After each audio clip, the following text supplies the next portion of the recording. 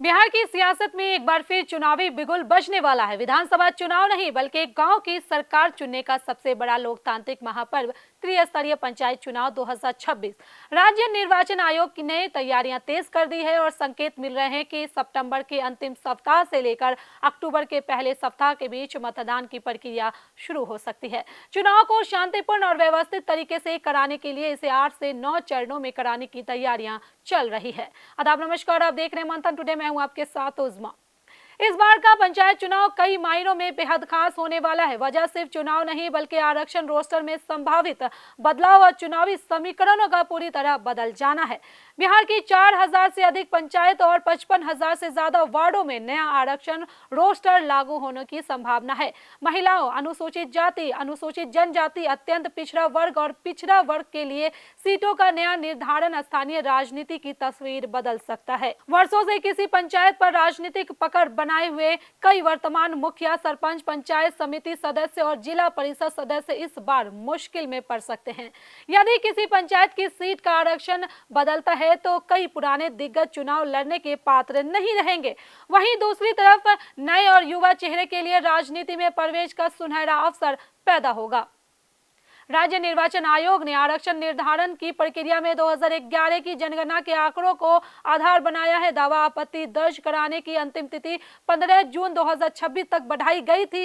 अब वह समय सीमा पूरी हो चुकी है और आयोग अंतिम मतदाता सूची तथा मतदान केंद्रों के भौतिक सत्यापन के काम को तेजी से आगे बढ़ा रहा है। इस चुनाव की एक और बड़ी खासियत तकनीक से जुड़ा है। जानकारी के अनुसार पंचायत चुनाव में सभी 6 पदों पर ईवीएम के जरिए मतदान कराया जाएगा, यानी मतदाताओं को बैलेट पेपर के बजाय इलेक्ट्रॉनिक वोटिंग मशीन का इस्तेमाल करना होगा।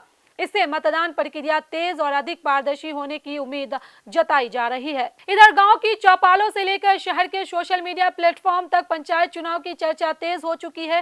फेसबुक, व्हाट्सएप और इंस्टाग्राम पर संभावित आरक्षण रोस्टर को लेकर कई सूचियां वायरल हो रही है। हालांकि प्रशासन की ओर से इन सूचियों की कोई आधिकारिक पुष्टि नहीं की गई है। इसके बावजूद संभावित प्रत्याशी इन्हीं सूचनाओं के आधार पर अपने राजनीतिक समीकरण बनाने में जुट गए हैं। गांव-गांव में चुनावी हलचल साफ दिखाई देने लगी है। वर्तमान जनप्रतिनिधि अपने कार्यकाल में कराए गए विकास कार्यों को जनता के बीच गिना रहे हैं। 7 निश्चय योजना, नली गली निर्माण, सड़क, जल निकासी और पैक्स गोदाम जैसे कार्यों को उपलब्धि के रूप में पेश किया जा रहा है। वहीं दूसरी ओर नए दावेदार भी पूरी ताकत के साथ मैदान में उतर चुके हैं। सामाजिक, धार्मिक और सांस्कृतिक कार्यक्रमों में उनकी सक्रियता लगातार बढ़ रही है। हर कोई मतदाताओं के बीच अपनी पहचान मजबूत करने में जुटा हुआ है।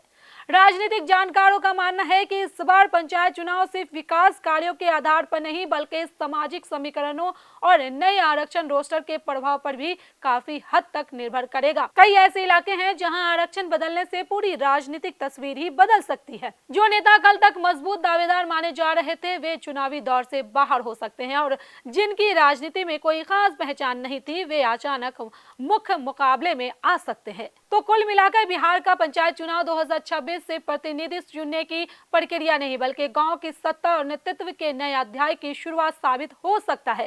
अब सबकी नजरें राज्य निर्वाचन आयोग की आधिकारिक घोषणा पर टिकी है। चुनाव की तारीख हो, अंतिम आरक्षण सूची और उम्मीदवारों की तस्वीर साफ होते ही बिहार के गांव में लोकतंत्र का सबसे बड़ा उत्सव पूरी गर्मी के साथ शुरू हो जाएगा। चलिए फिलहाल इस खबर में बस इतना ही। बिहार की ऐसी राजनीतिक खबरों के लिए बने रहे मंथन टुडे के साथ ही हमारे चैनल को लाइक करें, सब्सक्राइब करें, फॉलो करें और निष्पक्ष पत्रकारिता देखना है तो देखते रहे मंथन टुडे। बहुत बहुत शुक्रिया।